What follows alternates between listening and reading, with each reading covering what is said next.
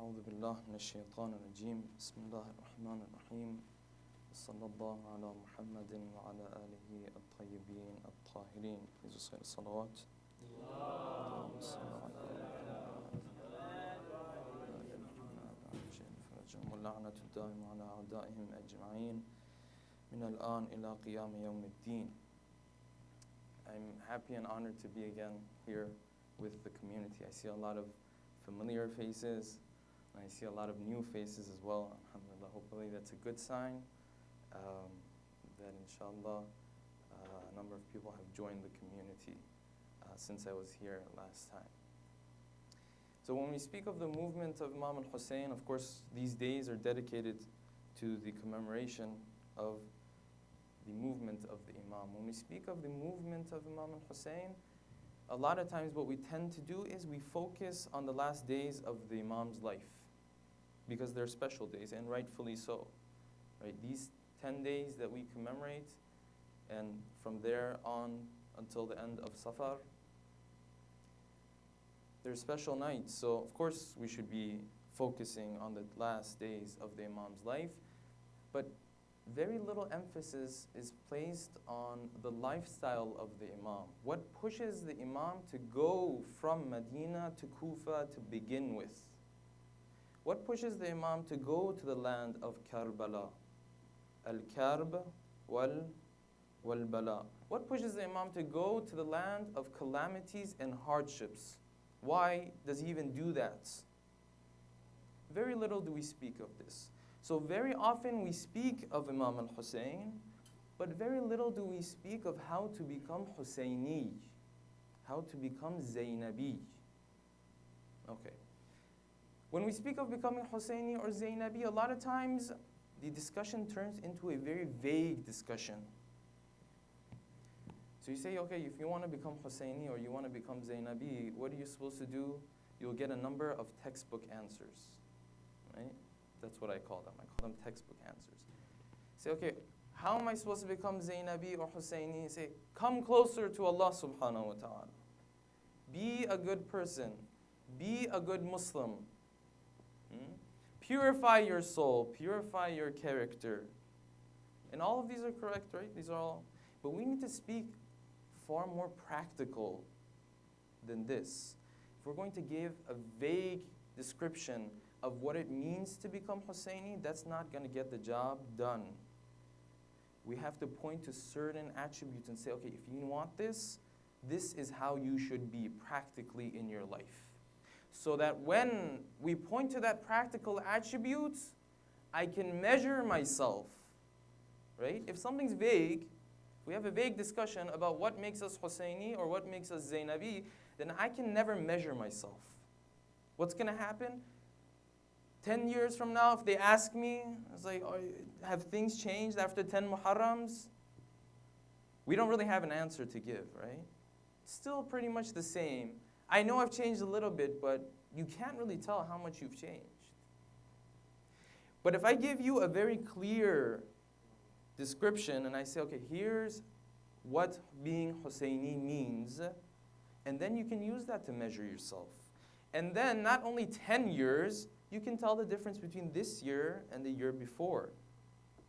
Okay, this is extremely important because when you cannot measure your progress, you're going to stand still. That's how the human being works.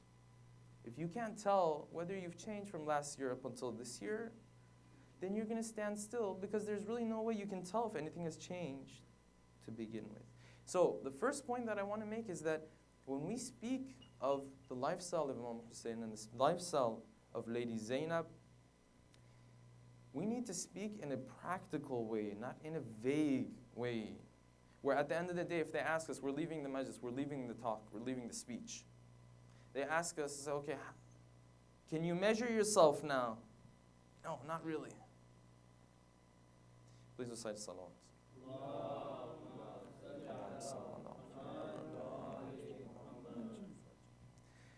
So tonight and tomorrow night, inshallah, what we're going to do is we're going to focus on some of these practical attributes to see whether we can measure ourselves with these practical attributes. Inshallah, tonight what we're going to talk about is the attribute of the Imam and his family, of how firm they are in the path that they choose. This is something that, it's an attribute that is not, of course, exclusive to Imam al-Hussein. It's something that, so to speak, runs through the family.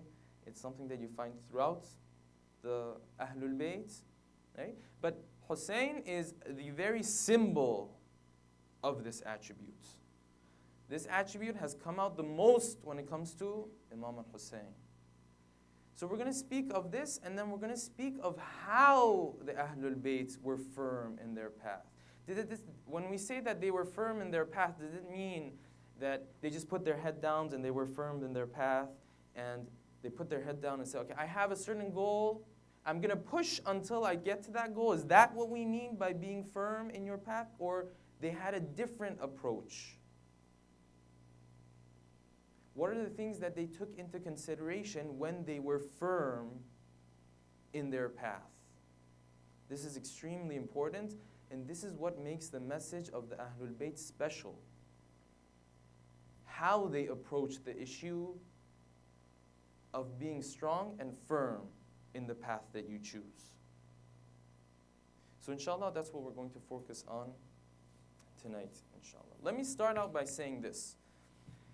When we look at the Ahlul Bayt, when we look at these characters, a lot of times, if I mention some names now and I ask you of ages, to give me ages of these individuals, the ages that we picture for some of the members of the Ahlul Bayt they're not accurate with how old that individual actually is.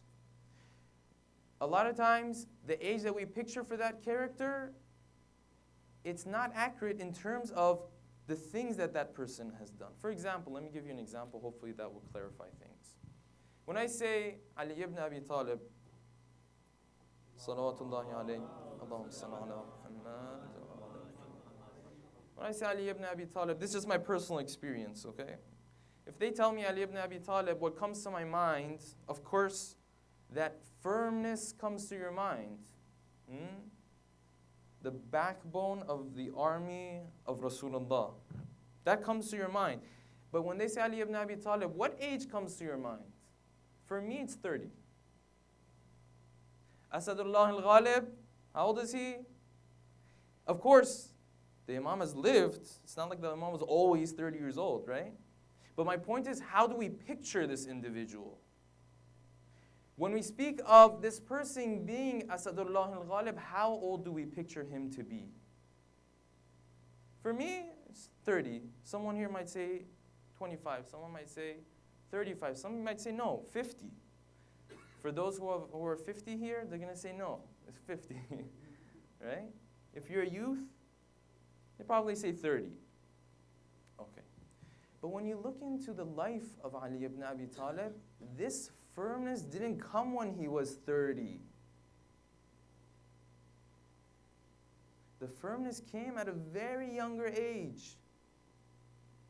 If you look at the incident or the event of Indhar Ashiratul Aqrabin, and we know the story.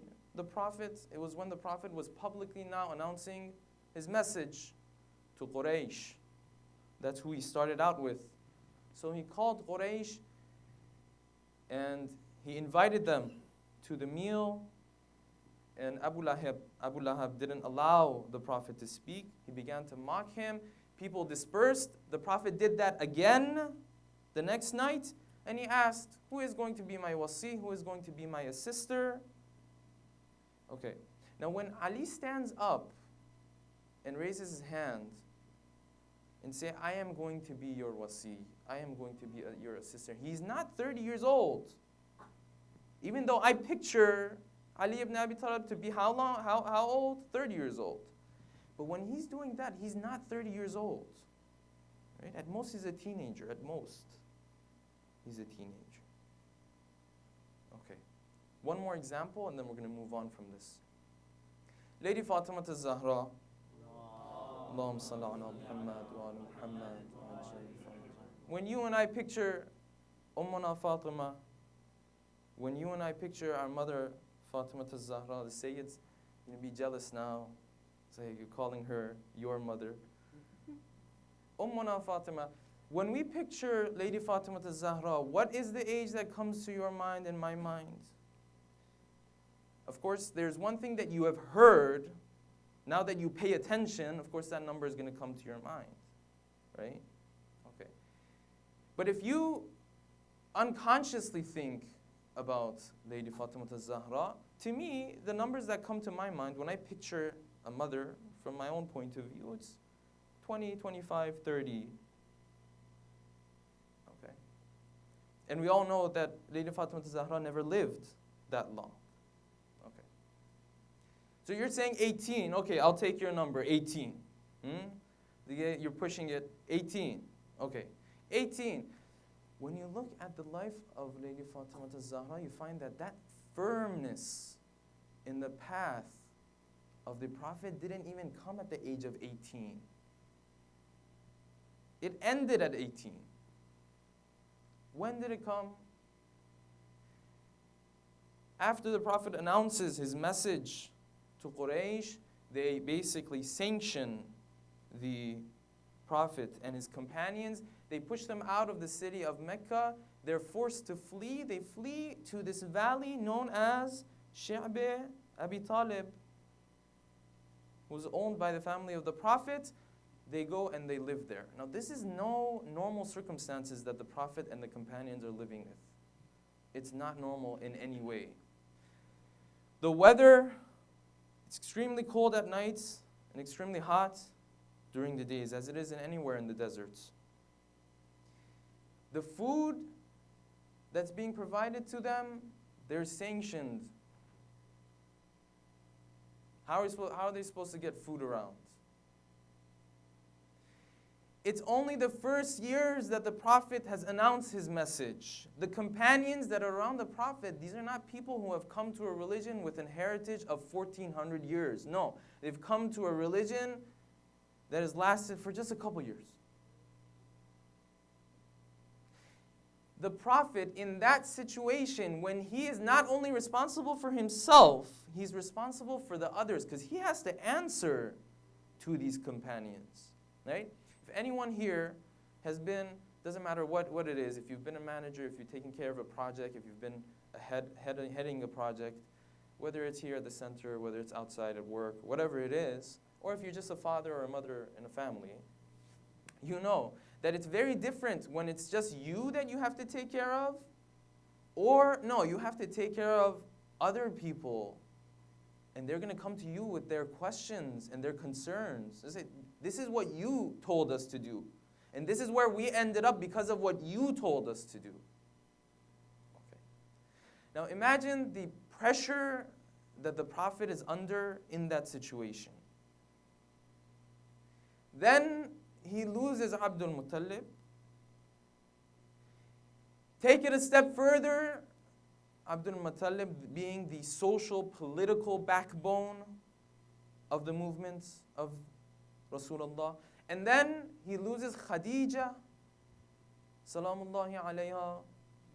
Allahumma salli ala Muhammad wa ala Muhammad. The backbone, the financial backbone, if you can use that term, of the movement. Now, in a situation like that, Rasulullah is left alone by himself. This is where Fatima al-Zahra becomes Fatima al-Zahra. Question, how old is Lady Fatima al-Zahra at that point? 6 or 7 years old. Let's take a moment to contemplate this, because in our day and age, when we say 6 or 7 years old, right, it's very difficult for us to even understand something like this. 6 or 7 years old. I have a niece who's 5 years old, right? Many of us have children here. At the age of 5, how much can a child understand? How much maturity do you find in a child? Okay. At the age of 6 or 7, Lady Fatima al-Zahra is going to support her father? Now, this isn't some myth that we're talking about, right? This isn't like a legend that, I'm portraying here. No, these are historical facts. And the interesting thing is that it was within this period of time that Lady Fatima al-Zahra was named Abiha by the prophets. During this period. Now when we think of Fatima al-Zahra and we say, yes, Lady Fatima al-Zahra gave her life in the path of Allah, what comes to our mind? 18. If that, sometimes unconsciously, we think higher than that. But historically, what we're told is what? 6 or 7. So when we speak of firmness in the path of Allah subhanahu wa ta'ala, let's not wait until we turn 30 or 40 or 50 and then say, okay, let me settle down. You know how things work here in the West, right? The person, he does whatever he wants to do, has his fun or whatever. Then when he turns 30, 35, 40, then he's like, okay, let me settle down. Well, there's nothing left. What do you settle down at that point? So the firmness of the Ahlul Bayt started at a very young age. Okay. Now, the question that we want to answer tonight is this. Because we can sit here and speak of the Ahlul Bayt, speak of the Prophet, and say, okay, look at them. Look at how firm they were in their path at such a young age. We can do that all night. We don't have a lack of an example in these individuals. We can go on and on. I can go to Ali Akbar and say that during the days that the caravan of the Imam was in Karbala, it was Ali Akbar that the Imam would go to. Go bring water before the 10th of Ashura. Look at this youth that the head of the army is going to point at. He's going to say, I want this youth to go. Even though there are older men. There might be physically stronger men. But who is he going to point to? He's going to point to Ali Akbar. On the day of Ashura, the Rajaz, the poem that Ali Akbar recites when he's going to the battlefield, is a poem that if you hear from someone else, you don't want to be on the other side. You want to be on his side. Right? He says, I'm going to fight you so much that my sword will bend. It will be bent when I'm done with you. That's scary. I don't want to be on the opposite side of someone who's saying it like that. You want to be on his side. So we have all these examples. I don't want to go on any further with these examples. The question, as I say, the million-dollar question is, how do we become like that? That's the tough question. Okay. How do we become like that? Can I just wake up one day and all of a sudden, I'm Ali Akbar? All of a sudden, the answer to that question, and this is a core concept, a concept that I was introduced to at a very young age, and basically my ideology, my way of thinking, my thinking processes, they're all centered around this idea. It all starts from the very basic halal and haram in our lives. That's where it starts from. And through that, you can turn into an angel if you want to. We underestimate the basic rulings that we have in Islam. The basic rulings that we have in Islam. The halal and the haram. You see, sometimes when we speak of spirituality, when we speak of coming closer to Allah subhanahu wa ta'ala, and I touched on this last arba'in, when we speak of spirituality, coming closer to Allah subhanahu wa ta'ala, irfan, whatever title that you want to give it, when we speak of these notions, these concepts, a lot of times we feel like these are very vague concepts. Like these are things that only a special group of people know. Like titles that only the elite know of. How am I supposed to come closer to Allah subhanahu wa ta'ala? There are some things, but only the elite know how you're supposed to do that. This is that same issue that I was talking about at the very beginning of the talk. That we give some vague description, And what happens with that? We're not able to measure ourselves. So this Muharram and last Muharram, if they ask me, they say Shaykhana, Maulana Sab, depending on which ethnicity you come from, right? Hajaga, Haji, whatever it is. If they ask me, have you changed from last Muharram? I can't even tell. Because in my eyes, spirituality is some vague thing out there that I can't even measure it. But now if I tell you that your spirituality comes from nowhere but the halal and haram that you're doing, then it becomes a lot easier. Because it's a very basic equation. You sit down and you say, okay, what is it that I was doing last year that was haram? What is it that I'm doing this year that is haram? Is it less or not? Does it get simpler than that? Right? MashaAllah, Austin is a city of university. We can all understand that. The problem is we gave some vague description. If I say halal and haram, basic halal and haram, then it becomes very simple. When I mention that, and I'm sure some of you are thinking this as of right now, say, oh, just halal and haram? Oh. Don't say that. If someone turns around and says, just halal and haram, then I will tell you that you don't know what's halal and haram then. Because halal and haram, it encompasses your whole life. If you want to take care of that, that takes time, it takes energy, it takes your attention throughout the day. You're dealing with your spouse, you have to watch out. You're dealing with your mother, you have to watch out. You're dealing with a non-Muslim, you have to watch out. You're sitting at home alone, you have to watch out. It's something that encompasses your whole day. What do you mean, just halal and haram? If that's what we're thinking, that means we don't know what is really haram and halal. We don't know the extent of it. Right? One of the ulama, he used to say, listen, if you take care of your halal and haram and you do it in a continuous manner, not 1 day, 2 days. No. In a continuous manner. You continue with that, you'll be tired. You'll get tired. It takes a lot of energy. You have to be attentive throughout the day. Right? Imagine we go to work. You're attentive. You're at work for 8 hours. You're attentive for what? 6 hours, 4 hours, whatever the case may be. Now imagine you have to be attentive 20 hours a day, 16 hours a day. That makes it very difficult. It's not just halal and haram. Very small examples so that you understand what I mean by this, and then we're going to move on. When we say haram and halal, one of the things that is haram is bothering your spouse. For some reason, the sisters, there's a lot of talk right now. Bothering your spouse. Okay.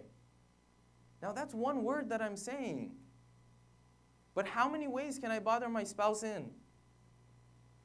There are many ways. Sisters know better than brothers do. There are many ways that you can bother your spouse. So it's one word, but you break it down, there's like 10 different things that you can't do.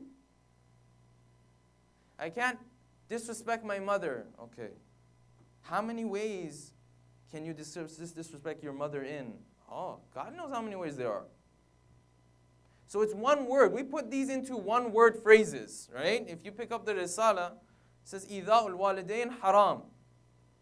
Okay, but how is إِذَاءُ الْوَالِدَيْنِ actually going to take place in my life? Depends on where I live, whom I'm living with, and all those different things. All of a sudden, you see like 20 of the things that you wanted to do just fly off your list. So these are one-worders, as we say. But if you break them down, each one of them encompasses a lot of your life. So don't turn around and be like, oh, just halal and haram. No. If you're saying that, you don't know exactly what is halal and exactly what is haram. And you haven't strived to continuously maintain the halal and the haram. It's very difficult. Some might say, I've done this once. When I think about it, the past 3 days, I haven't done anything wrong. Okay, that's great. But if you want to build faith in Allah subhanahu wa ta'ala, you want to build iman in Allah subhanahu wa ta'ala, it can't be 3 days. Right? Imagine you're trying to build friendship with someone, right? And you give the guy a call, you're like, you know what? Past 3 days, I didn't mess with you. We're friends now. Right? It's laughable. Allah subhanahu wa ta'ala, of course, His friendship is different. If we get a chance, we'll explain how that works. But He is sari'ur ridha. Sometimes you stay away from things, small things, and you continue for a small time. He will reward you for that. Because He is sari'ur ridha. He's not like a human being like me that has flaws. So He's sari'ur ridha.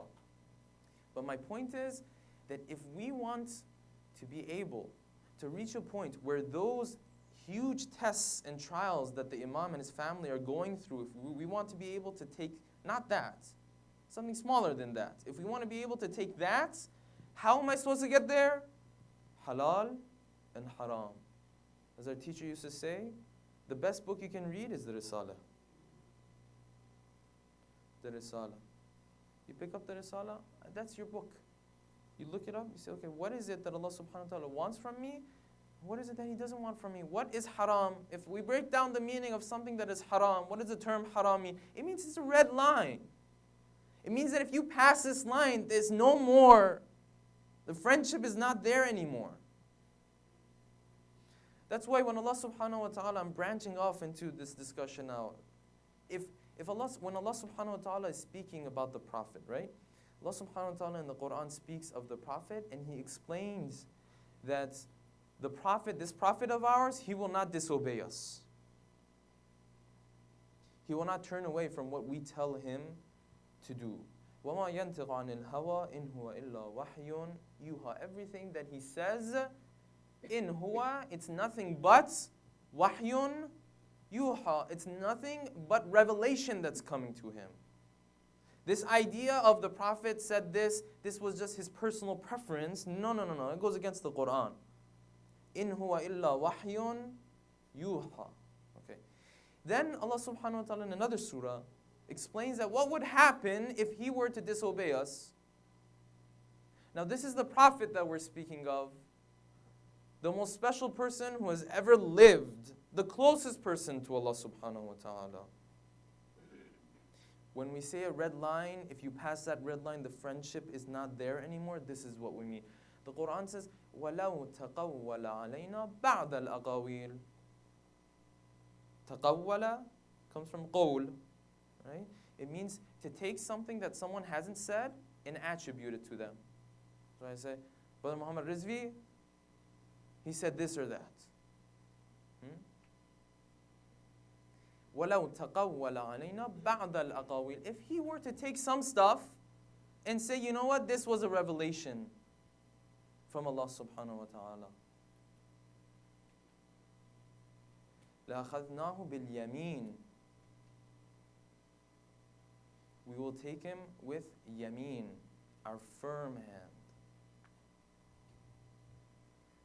ثُمَّ لَقَطَعْنَا مِنْهُ الْوَتِينَ. We will cut his vein. Why? Because this is haram. This means that the friendship ends here. If you go beyond this line, the friendship is not going to be there anymore. So this is what haram means. When I do haram, I'm standing in the line of the enemies of Allah subhanahu wa ta'ala. Not in the line of the friends of Allah subhanahu wa ta'ala. No. You're standing in the line of the enemies of Allah subhanahu wa ta'ala. That's what haram means. Okay. Now that I understand that, then that means that this basic halal and haram is very serious. That if I want to build faith in Allah subhanahu wa ta'ala, then I have to watch out for this basic halal and haram. And the reason why I use the word basic is because it's clear. Not that it's simple to do. No. It's clear. It's not vague. Okay. So this is to answer that very important question. How do we even get to that point? Maulana, you speak of being firm in the path of Allah subhanahu wa ta'ala. Bismillah, I want to be I want to become firm in the path of Allah subhanahu wa ta'ala. How am I supposed to start? This is how you start. And if you're able to take care of this, then a lot of other things will happen for you. If you're able to continuously take care of the halal and the haram, then a lot of things will happen for you. Let us go through one of the stories of the Quran. And last time I was here, I alluded to the story, but unfortunately we didn't get the time to go through the verses from the Quran, and that's what we want to do, inshallah, because the Quran is something that we do a lot of injustice to. A lot of injustice to. The Quran, it's like a book, it's as if we deal with it as like a random book. That's how we deal with the Quran, like a random book. As if it's not come to us from someone who's outside of this world. Right? One of the ulama used this analogy. He used to say that if they said in the news one day that there's this book out there, this book is coming from someone who doesn't live on earth. And here's to tell you how to live on earth. And it's on Mars. Everyone would be building space shuttles to get to Mars. And now we have this book sitting in our shelves, and we didn't even take the time to open it up. I'm going to elaborate on that, inshallah, later on. So let's go through one of these stories. What we want to understand in this story, the core concept of this story is this, and we'll point this out in detail as we move on, that when you build iman in Allah subhanahu wa ta'ala, by doing the things that you know you have to do, by taking the steps that you know you have to do, then Allah subhanahu wa ta'ala opens up the rest of the way for you. But you have to take the first step. If we don't take the first step, if we don't even take care of the things that we have to do, we know we have to do, then of course nothing else is going to open up for us. So let's go through this story. This is the story of Ashab al-Kahf. Many of us have heard the story of Ashab al-Kahf. Many of us have seen the movie of Ashab al-Kahf. But the verses of the Quran is something else. The wording of the Quran is someone else. Sometimes you take a look at these influential speakers, just because they use a specific type of wording, you'd find that you're sitting there, you've heard the story like 20 times. Right? But because this person is such a good speaker, you're just sitting there and you're listening, and he's captivating you. So when it comes to the stories of the Quran, we want to read what Allah subhanahu wa ta'ala said to us with His own wording. This is extremely important. This is one of the reasons why we do injustice to the Quran. If we know a story about the Quran, say, I know the story about the Quran. Tell me another story. Okay, but the way Allah subhanahu wa ta'ala tells a story is very different from the way that we tell stories. So let's inshallah go through these verses together inshallah and see how Ashab al-Kahf took a step and how Allah subhanahu wa ta'ala opened up the rest of the path for them. Please recite salawat.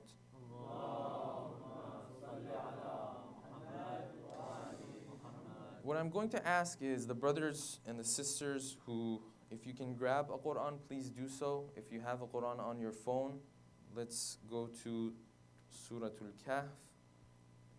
And we're going to start, inshallah, from verse number 10, if I'm not mistaken.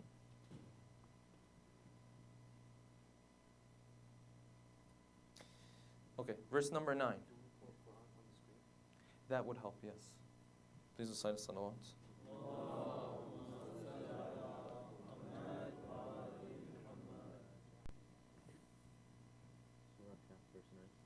Surah Kahf, verse 9, yes.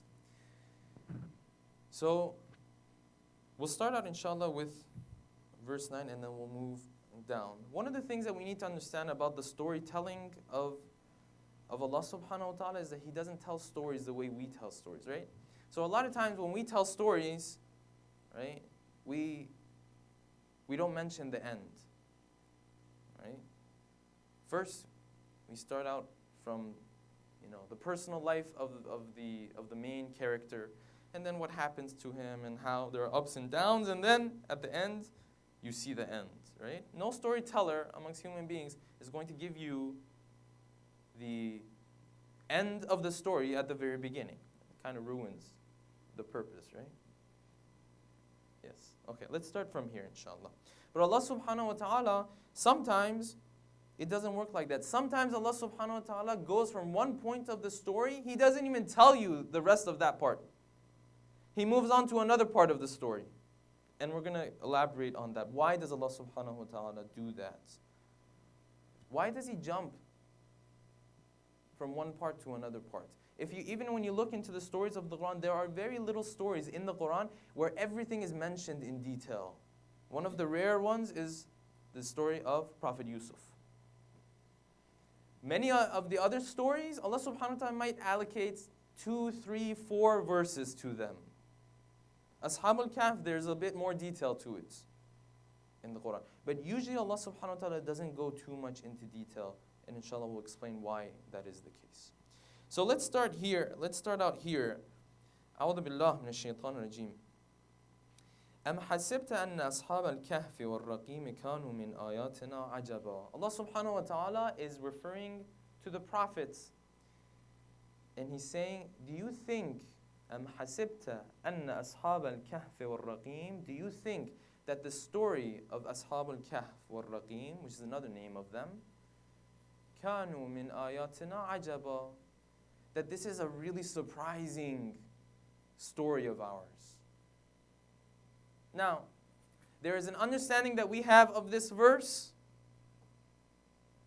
Let me go until the end of the story, and then we'll come back and we'll take a look at this verse again. Okay? Because the very basic understanding that we have, we all understand right now what the verse is saying. But there is a deeper point to the verse. Inshallah, when we go through the story, we'll come back. If I forget, please remind me so that we go through this verse. Okay, let's move on to verse number 10. إِذْ أَوَى الْفِتْيَةُ إِلَى الْكَهْفِ. Allah subhanahu wa ta'ala first gives a summary of the story and then He moves on to the details. إِذْ أَوَى, when these individuals, al-fitya doesn't mean young individuals. Okay? It means someone who is, as we say in Farsi, javan mard, has certain attributes like bravery, like looking for justice. These are the attributes that these individuals have. إِذْ أَوَى الْفِتْيَةُ إِلَى الْكَهْفِ. When this group of individuals, they take refuge in what? In the kahf. فَقَالُوا رَبَّنَا, and they said, Oh Allah, آتِنَا مِن لَدُنْكَ رَحْمَةً. Oh Allah, send a rahmah to us from you. وَهَيِّئْ لَنَا مِنْ أَمْرِنَا رَشَدًا. Basically asking Allah subhanahu wa ta'ala to take care of their affairs. Of course, we know that Ashab al-Kahf lived at a time where Christianity was a minority.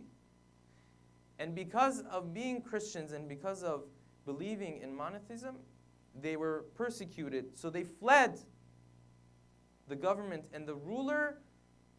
They didn't know what to do. Allah subhanahu wa ta'ala told them to take refuge in the cave.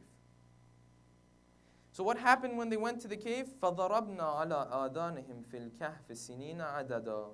Once they got to the cave, فَضَرَبْنَا. Darabna means what? We hit their ears. But in other words, what it means is that we put them to sleep. فِي الْكَهْفِ سِنِينَ عَدَدًا. For many years. ثُمَّ بَعَثْنَاهُمْ لِنَعْلَمَ أَيُّ الْحِزْبَيْنِ أَحْصَى لِمَا لَبِثُوا أَمَدًا. The next verse.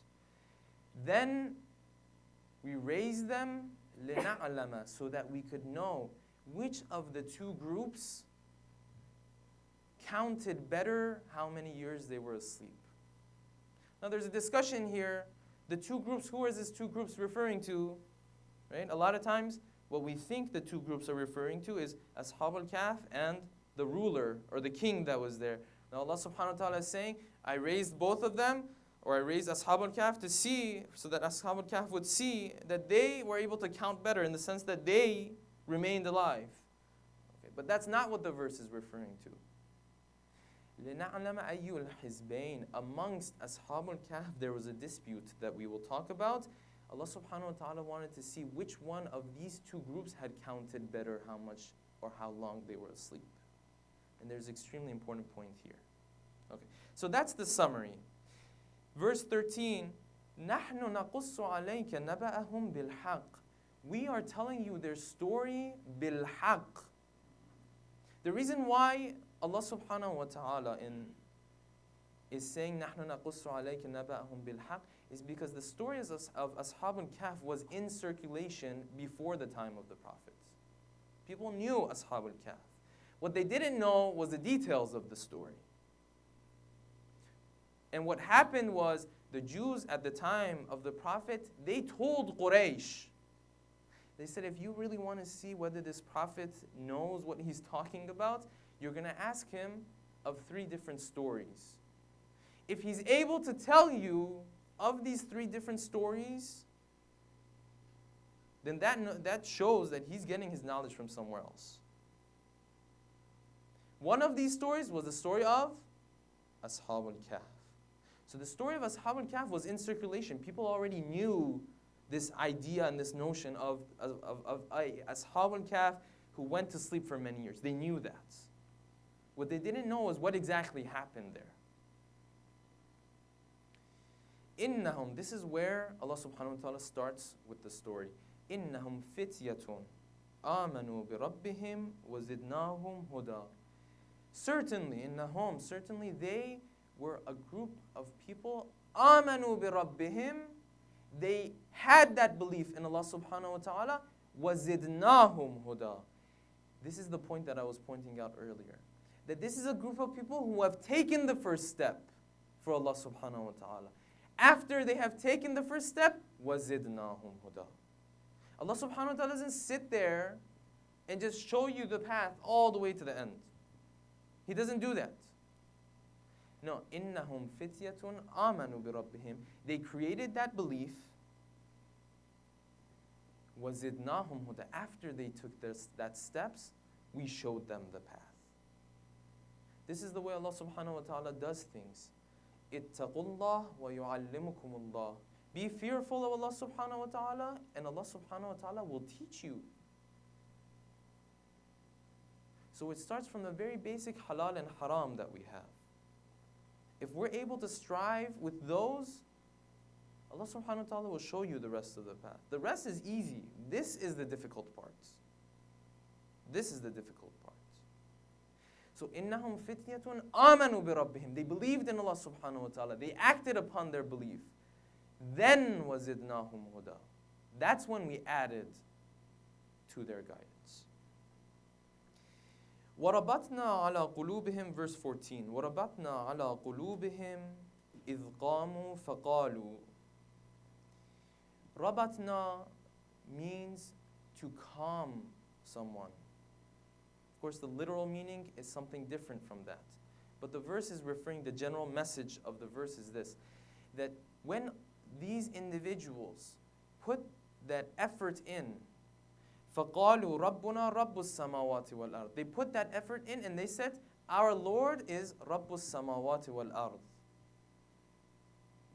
When they made that declaration, that's when رَبَطْنَا عَلَى قُلُوبِهِمْ. That's when we calmed their hearts.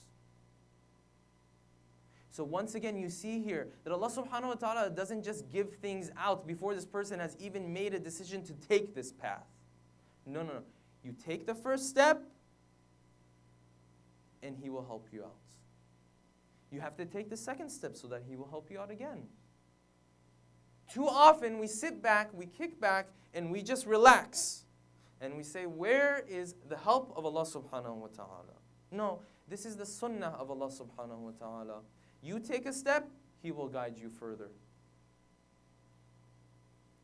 So they said, فَقَالُوا رَبُّنَا رَبُّ السَّمَاوَاتِ وَالْأَرْضِ. Our Lord is the Lord of... They turned away from worshipping the idols. Then وَرَبَّتْنَا عَلَى قُلُوبِهِمْ. That's when we made them calm. Because obviously in a society like that, if you're going to turn away from the norms of a society like that, that means you're losing everything. Now the test that Allah subhanahu wa ta'ala places for us is not a test like that. It's a test that's much easier than this. It's a test that's not even half as difficult as this. The worst you and I have to do is, I can't take this job. Okay, does that mean you're going to die? No. Take a job with a less pay. The worst our youth have to do is, I have to stand out. I have to stand out because of the way I dress. I have to stand out because of the things that I do. I have to stand out because of the beliefs that I have. But compare that to the test of Ashabul Kahf, that is nothing compared to the test of Ashabul Kahf.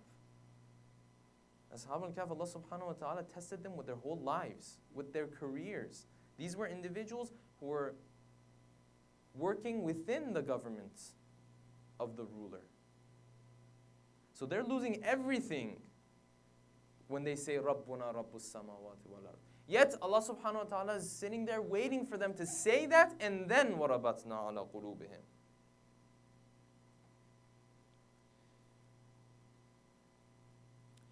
فَقَالُوا رَبُّنَا رَبُّ السَّمَاوَاتِ وَالْأَرْضِ لَن نَدْعُوَ مِن دُونِهِ إِلَهًا. We're not going to call anyone except for Allah subhanahu wa ta'ala. لَقَدْ قُلْنَا إِذًا شَتَتًا. If we do anything other than that, then that's wrong. We'll be misguided. هَؤُلَاءِ قَوْمٌ اتَّخَذُوا مِن دُونِهِ آلِهَةً. This qawm of ours, these people of ours, قَوْمٌ اتَّخَذُوا مِن دُونِهِ آلِهَةً. They have taken someone else besides Him as their Lord. لَوْلَا يَأْتُونَ عَلَيْهِمْ بِسُلْطَانٍ بَيِّنٍ. How come they don't bring forth a reasoning for their belief? They have no reason. They say that this idol was there, you have to worship it. Sometimes our beliefs, sometimes it becomes like that because of our lack of knowledge, and I'll talk about that inshallah. فَمَنْ أَظْلَمُ مِمَّنْ افْتَرَى عَلَى اللَّهِ كَذَبًا. Who's worse than the person who attributes things to Allah subhanahu wa ta'ala without having knowledge of them? These are people who are saying that these idols, if you worship them, they will take care of your affairs. They will take care of you and Allah subhanahu wa ta'ala. They're attributing things to Allah subhanahu wa ta'ala that they don't even know of. وَإِذِ اعْتَزَلْتُمُوهُمْ, verse 16. وَإِذِ اعْتَزَلْتُمُوهُمْ. And when you do a azl of them, azl means to distance yourself from someone. وَإِذِ اعْتَزَلْتُمُوهُمْ وَمَا يَعْبُدُونَ إِلَّا اللَّهِ. And the things that they worship, the idols that they worship, فَأْوُوا إِلَى الْكَهْفِ. You run to where? To the kahf. You take refuge in the cave. يَنْشُرْ لَكُمْ رَبُّكُمْ مِنْ رَحْمَتِهِ وَيُهَيِّئْ لَكُمْ مِنْ أَمْرِكُمْ مِرْفَقًا. Allah subhanahu wa ta'ala will take care of the rest of your affairs. Okay.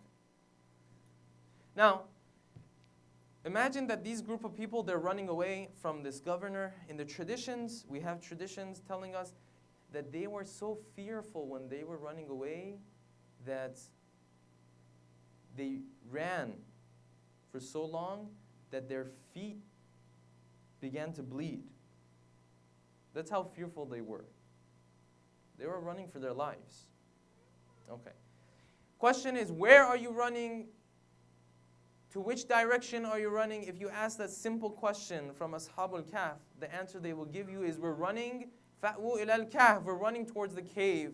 Now, no one on earth is there to ask this question, why on earth would you run towards a cave? Why are you running towards a cave? What are you going to do in the cave? What are you going to do with your water, with your food? What are you going to do about it? Is that even a solution? So why is Ashabul Kahf some people who just believe in just anything you tell them? No, these guys were the elites in the government. Then what happens that a person who is amongst the elites of this government is willing to run towards a cave? What happens? وَرَبَّتْنَا عَلَى قُلُوبِهِمْ. We calmed their hearts. If it wasn't for Allah subhanahu wa ta'ala calming the heart of this individual, he's not going to run towards a cave. No one in the right mind is going to run towards a cave. It's only because Allah subhanahu wa ta'ala وَرَبَّتْنَا عَلَى قُلُوبِهِمْ, because we calmed their hearts. Why? Because they decided to take that step in our path. Please recite salawat.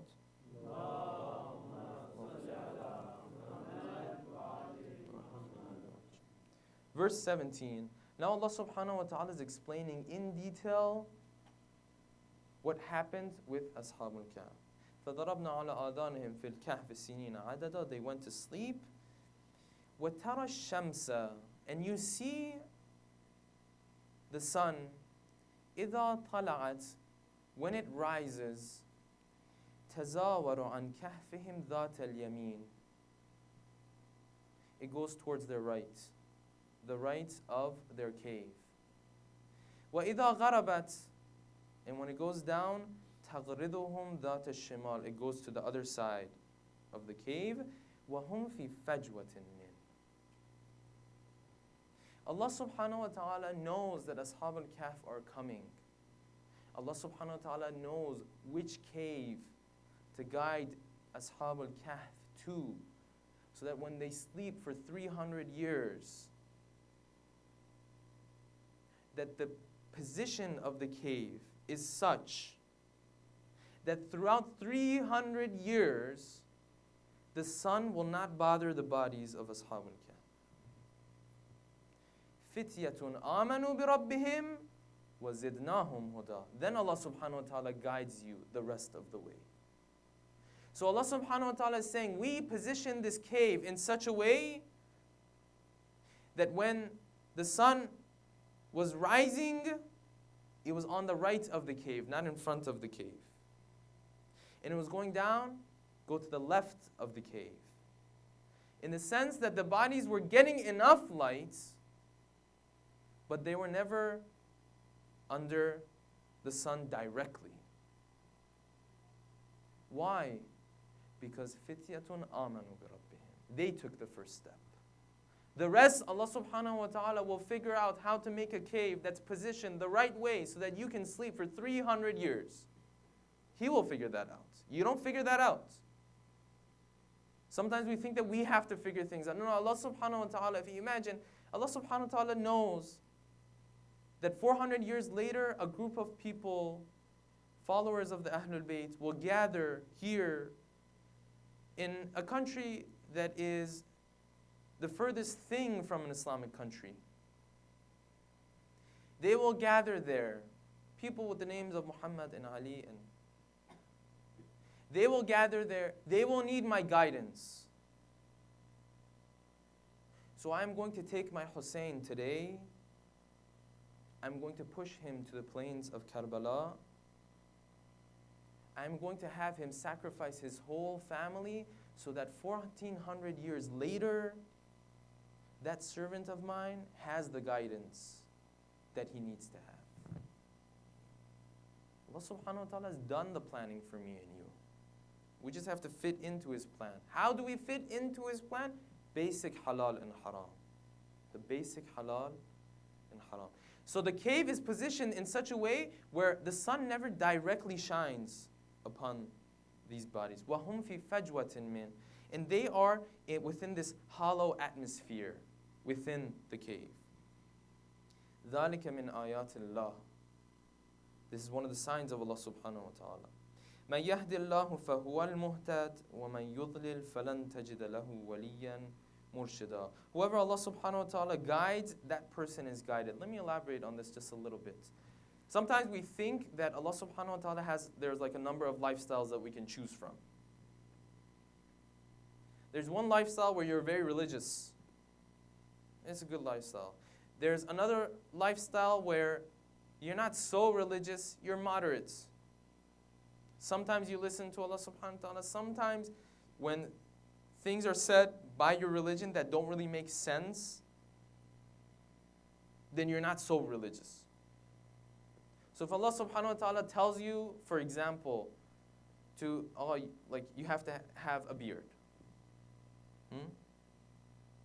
Okay. If I'm very religious in that aspect, then I'm going to say okay.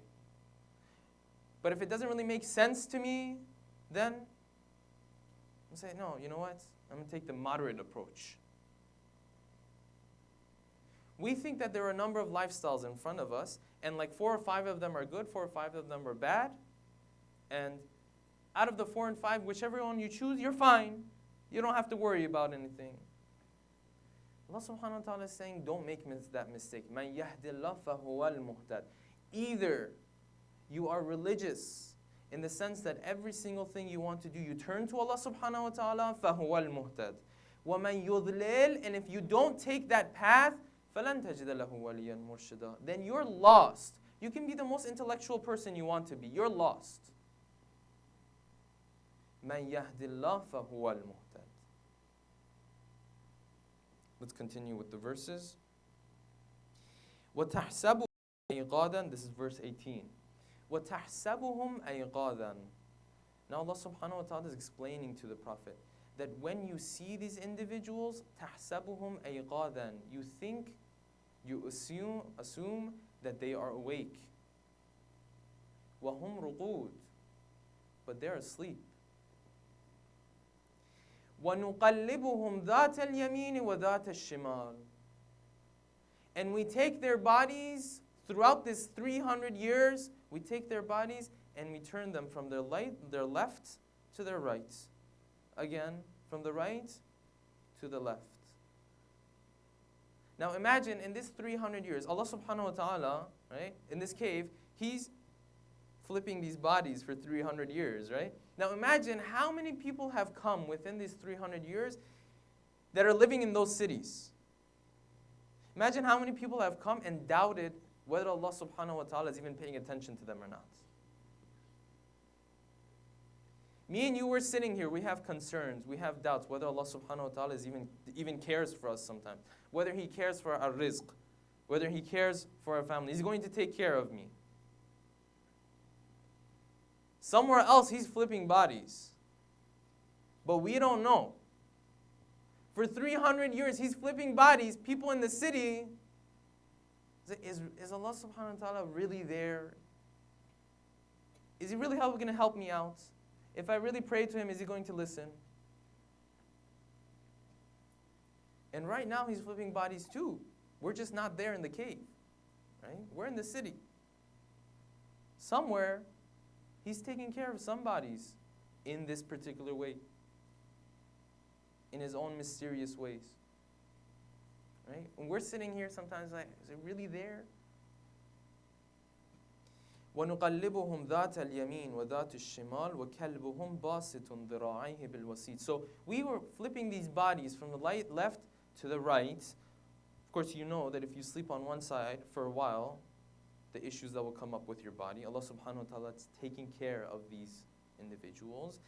وَكَلْبُهُمْ بَاسِطٌ ذِرَاعَيْهِ بِالْوَسِيدِ. And Allah subhanahu wa ta'ala had also placed a dog there at the very entrance of the cave to make sure that no animals or other creatures would enter the cave to harm the bodies of these individuals.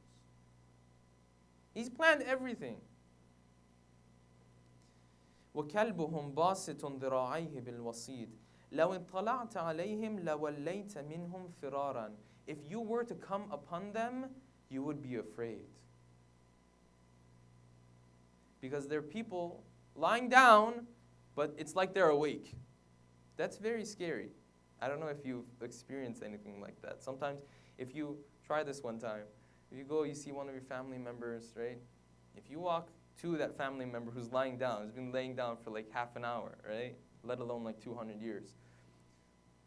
Lying down, you walk to that person, he's just staring at one point for the past 30 minutes.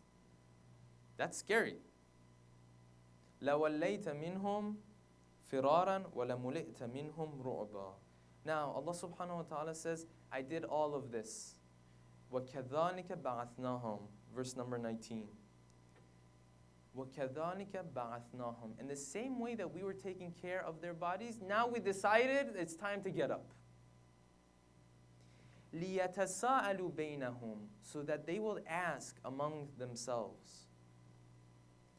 قَالَ قَائِلٌ مِّنْهُمْ. What would they ask? One of them said, كَمْ لَبِثْتُمْ. How long have you slept? قَالُوا لَبِثْنَا يَوْمًا أَوْ بَعْضَ يَوْمٍ. Some of them said, we have slept a day or half a day, a couple hours, right? Like us, when we sleep for 10 hours, and then they ask us, how long did you say? I took a short nap, right? In Eastern countries, I'm sure it's like this in Pakistan, India as well, where they take, the short nap that they take after lunch, right? You guys have that too, right? And it's not so much of a short nap. It's 3 or 4 hours. Usually the whole country just shuts down and nothing's going on in the whole country. That's one of the things that's very difficult for people who come there from the States to get accustomed to. Because after lunch, you want to go, you want to take care of things. No, everything is closed 3 or 4 hours from now. So some of these guys, قالوا لبثنا يوما أو بعد يوم. We slept for, half a day, probably a day, because I feel pretty tired. I probably slept the whole day. قالوا ربكم, and then another group of them. قالوا ربكم أعلم بما لبثتم. This group of Ashab al-Kahf, they knew that they hadn't slept for a day or half a day. Remember at the beginning, Allah subhanahu wa ta'ala said, أَيُّ الْحِزْبَيْنِ أَحْصَى لِمَا لَبِثُوا أَمَدًا. Which one of these groups had counted better? These are the two groups. Not Ashab al-Kahf and the governor, no. Within Ashab al-Kahf, some of them had reached a level of spirituality that they recognized Allah subhanahu wa ta'ala just performed a miracle with us. قال قائل منهم كم لبثتم قالوا لبثنا يوما أو بعض يوم. Some of them said we had slept part of a day or a whole day. قالوا ربكم أعلم بما لبثتم. No, you're wrong. Allah subhanahu wa ta'ala knows how long we have slept. فَابْعَثُوا أَحَدَكُمْ بِوَرَقِكُمْ هَذِهِ إِلَى الْمَدِينَةِ. You should choose one of you, send them with this money towards the city. فَلْيَنْظُرْ أَيُّهَا أَزْكَى طَعَامًا. He should look to find some pure food. فَلْيَأْتِكُمْ بِرِزْقٍ مِّنْهُ. He should bring some food for you. وَلْيَتَلَطَّفْ وَلَا يُشْعِرَنَّ بِكُمْ أَحَدًا.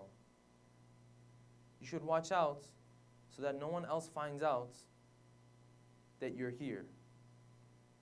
Now, even if this person knows he hasn't slept for a day or half a day, he knows he's slept for more, he still may not know that things have changed within the city. Right? He might still think that it's still the same situation, same society it was when we were put to sleep. إِنَّهُمْ إِن يَظْهَرُوا عَلَيْكُمْ يَرْجُمُكُمْ. If they find you, they will stone you. أَوْ يُعِيدُوكُمْ فِي مِلَّتِهِمْ. Or they're going to make you turn to their religion, to their way of worship. وَلَن تُفْلِحُوا إِذًا أَبَدًا. Then Allah subhanahu wa ta'ala continues to explain of how the people who later on found out of Ashab al-Kahf, how they reacted to this situation. Because at that point, like any other point of human history, there was a doubt as to whether there is an afterlife or there isn't an afterlife. Can Allah subhanahu wa ta'ala take our lives and then gives our lives back or not? When this happened, everyone came to know Ashab al-Kahf. Then there was a dispute. Those who were believers, they said that let's make a masjid here. Let's make a place where we can come and worship Allah subhanahu wa ta'ala here. The kuffar, the disbelievers, said, you know what? Let's build something on this cave so that we get rid of it. And the story ends there. Now, let's go to verse 22. Allah subhanahu wa ta'ala makes a very important point here. And I usually say this in my talks. If you weren't listening up until now, that's fine. But I need you to listen for this 2 or 3 minutes. Please recite salawat.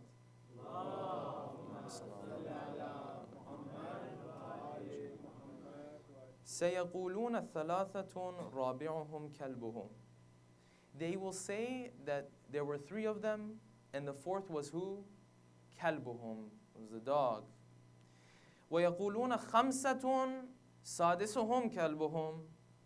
Some others will say, no, there was 5 of them, and then the 6th was the dog. رَجْمًا بِالْغَيْبِ. They're just throwing things out there. They're just guessing.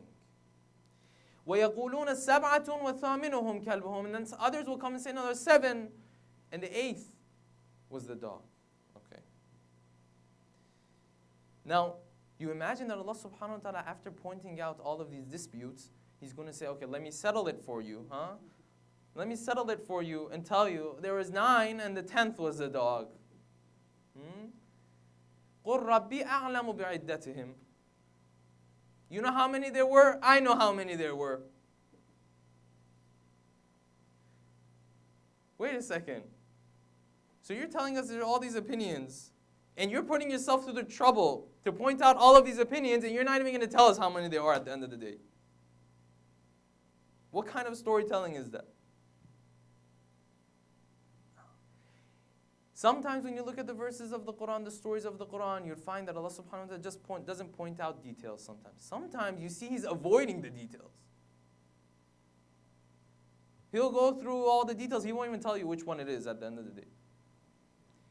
This is an extremely important lesson for us. When Allah subhanahu wa ta'ala tells you stories, you should be able to pick up the important things in the stories. Now, what year exactly did these people live? That's not important. How old was the 6th one of them? It's not important. Allah subhanahu wa ta'ala, in His storytelling, He's not just trying to entertain you only. Right? If you look at the movies that are made now, even the ones that are made of true stories, there are so many details added to the story that never even took place. And that's not a problem. Why? Because they're not distorting the very core concept of the story. It's just details. Allah subhanahu wa ta'ala isn't there to entertain you. He wants you to pick up a message. So sometimes He will not tell you the details. Sometimes He will avoid telling you the details. This is a message for us. Why? Because when we look into the lives of the Ahlul Bayt, a lot of times the details of the lives of the Ahlul Bayt are not known to us. How is our reaction going to be? Are we going to sit there and make up stuff about the life of the Ahlul Bayt? And you're going to say, no, سَيَقُولُونَ ثَلَاثَةٌ رَابِعُهُمْ كَلْبُهُمْ. Are we going to do that? When it comes to the event of Karbala, the incident of Karbala, some of the details we don't know. Some we do, some we don't. Are we going to start making up stuff and attributing it to the Imam? This person came, he didn't even fight, he left. No, Allah subhanahu wa ta'ala is teaching you a lesson. If you don't know the details of a certain story, if it didn't get to you, that means that it wasn't important for Allah subhanahu wa ta'ala to have it reach you. Why? Because you can get the message, you can relate to this story without that particular detail. Don't make up stuff and attribute it to the Ahlul Bayt. We are very quick when it comes to the Ahlul Bayt. This is what happened and this. This is the life of the Ahlul Bayt. You can't just make up stuff and attribute it to the Ahlul Bayt. So Allah subhanahu wa ta'ala says, they say it's 3 and 4. Someone else will come and say it's 5 and 6. Another person will come and say it's 8 and 9. No. قُلْ رَبِّي أَعْلَمُ بِعِدَّتِهِمْ مَا يَعْلَمُهُمْ إِلَّا قَلِيلٌ. Only a small number of people know how many there were.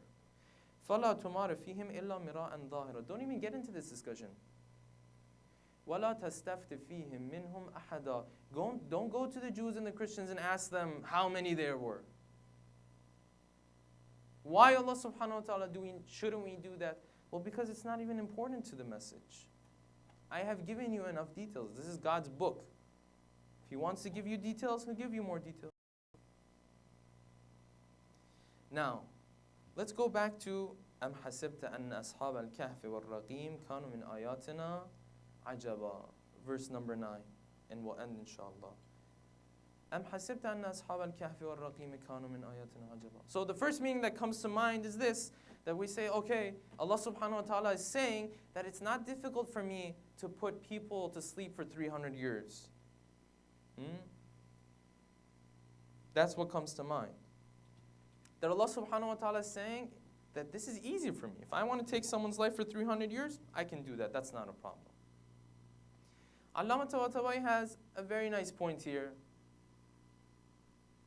He says that this isn't what the verse is actually referring to. from his point of view.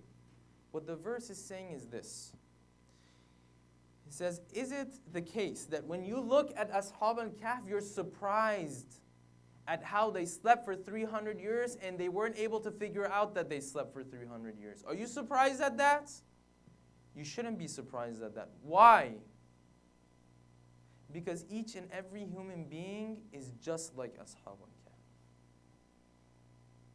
Because this life that we're in, it's 50 years. On the Day of Judgment, when they ask us, say, لَبِثْنَا يَوْمًا أَوْ بَعْدَ يَوْمٍ.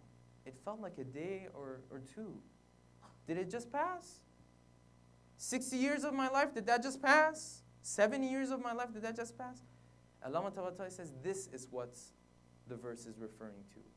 That this story, this notion of the human being sleeping for 300 years and not realizing it is something that should not surprise you, O Prophet of ours. This is something that you find in the life of each and every human being. Why? Because those human beings are asleep as well. Now you take a look at that core message, then does it matter whether there was 7 or 6 or 8? No. As our Imam said, الناس نيام إذا قاموا انتبهوا. People are asleep. When they're risen, that's when they wake up. They're asleep right now. Once they bring everything to an end and they say, okay, now it's time to go, then intabihu. That's when they wake up. So we wanted to move on to the approach of the Ahlul Bayt, how they are firm in the path of Allah subhanahu wa ta'ala. Unfortunately, we didn't get time to move on to that aspect. Sallallahu alayki ya Aba Abdullah. Sallallahu alayki ya Zainab. Sallallahu alayki ya Zainab ya al-Masa'ib. These nights are the nights that the family of the Ahlul Bayt, they are moving from the city of Kufa towards the city of Sham. When Imam Sajjad was asked of which part of the journey of the Ahlul Bayt was the most difficult for the Ahlul Bayt, the Imam answered with one word: Ash-Sham, Ash-Sham, Ash-Sham. 3 times he repeated, Sham was the most difficult for us. Why is it that Imam Sajjad is pointing to Sham? Because the family of the Prophet is the most lonely family in Sham. They are gharib in Sham. Ghurba is not something that you see in the physical appearance of someone. Ghurba is something that cuts deep down into the hearts of a person. This is pain that other people cannot see. The ghurba of the Ahlul Bayt. The loneliness of the Ahlul Bayt. You can see the loneliness of the Ahlul Bayt when Amir al-Mu'mineen is saying his farewell to Lady Fatima al-Zahra.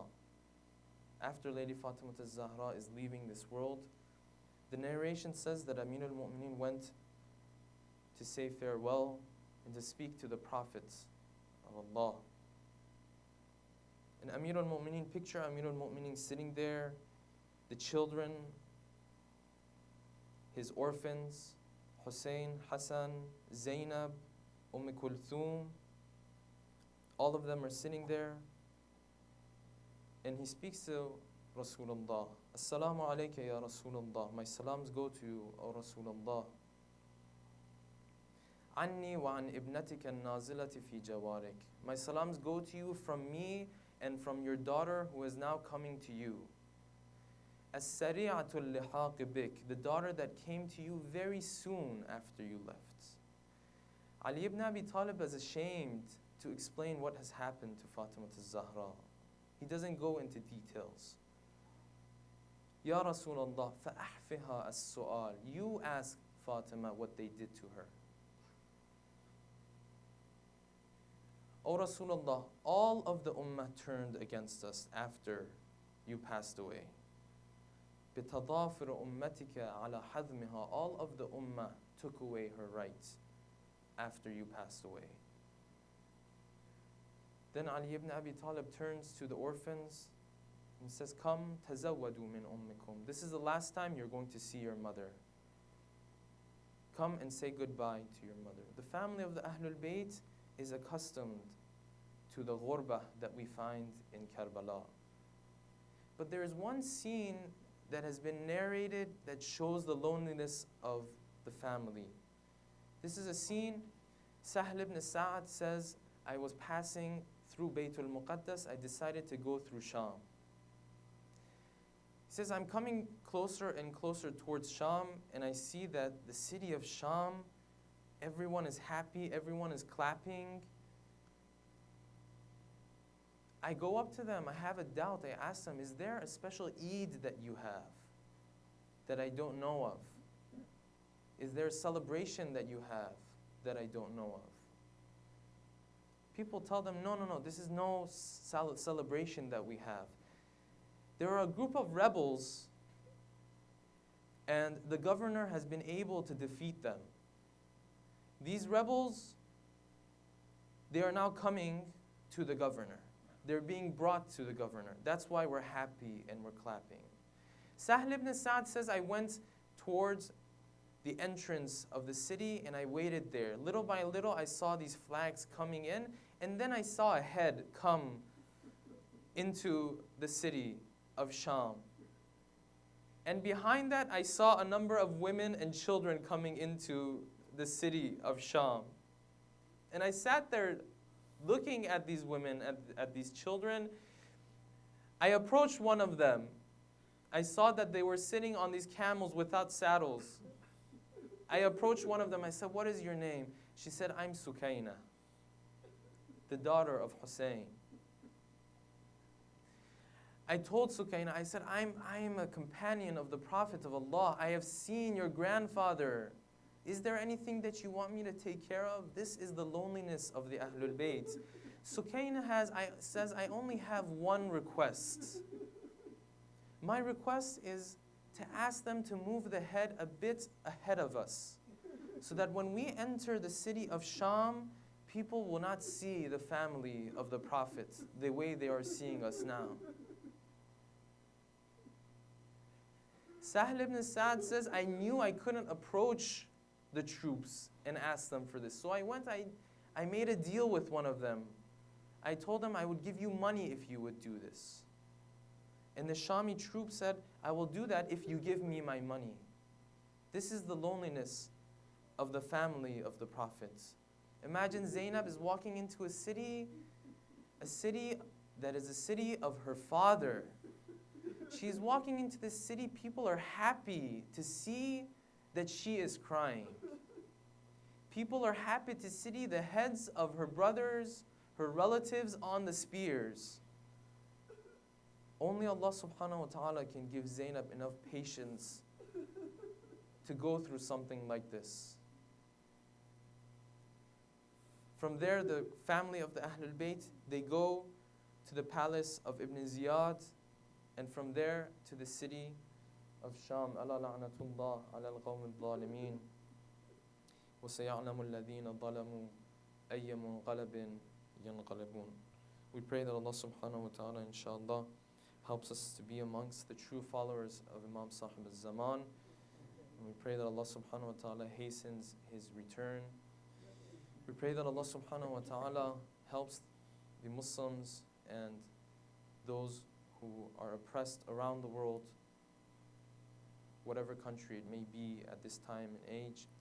We pray that Allah subhanahu wa ta'ala helps us understand our responsibilities as followers of the Prophet of Islam and helps us to be able to carry out those responsibilities. Please recite a salawat.